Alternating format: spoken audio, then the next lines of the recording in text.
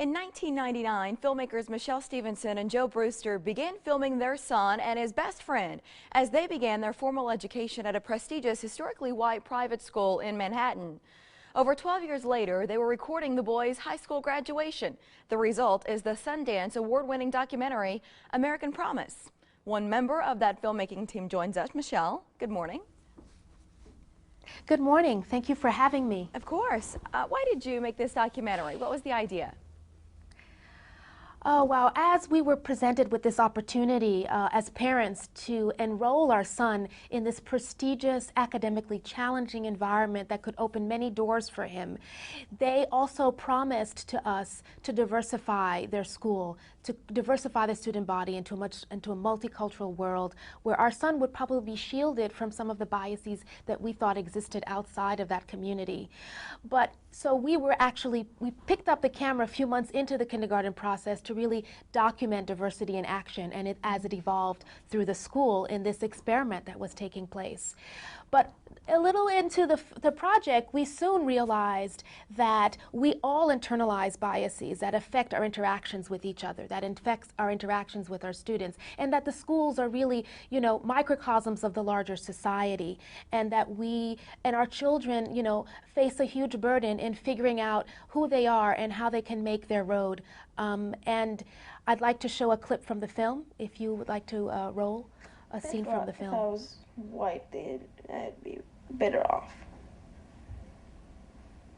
Isn't that true? You asking me? Yes. What do you think? Yes. Well, at this school, I'm not saying I want to, but isn't that right? That's powerful, Michelle. What do they think of this documentary now that they're older and they can see that? Very powerful. Parenting is both joyful and painful, and it's the same with childhood. And it's really amazing to be able to see the trajectory of these two boys kind of unfold before your eyes in this film. And Idris and Shayon at the end of this journey find themselves very proud of the end product. My son Idris and his friend Shayon have been traveling with the film, doing workshops with other youth. They are truly proud to be able to contribute to this conversation. It's so crucial to our larger society because we understand that the entire society and community, whether it's the village, the school, or the larger nation, benefits from successfully addressing these issues. And really the first step to that is having that awareness that these biases have an impact and that we all internalize them, and we must bring them to, to a platform where we can discuss it comfortably. Where can we see American Promise? Where is it available?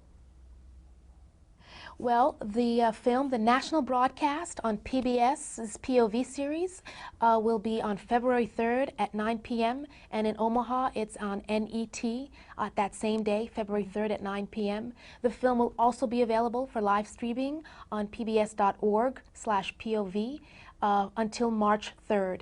And we also have a book called Promises Kept that really picks up where the film leaves off in terms of the conversation. It provides a lot of practical applications and guides from experts from around the country that we spoke with, including anecdotes from families who've had experiences raising their children and are looking to share that information.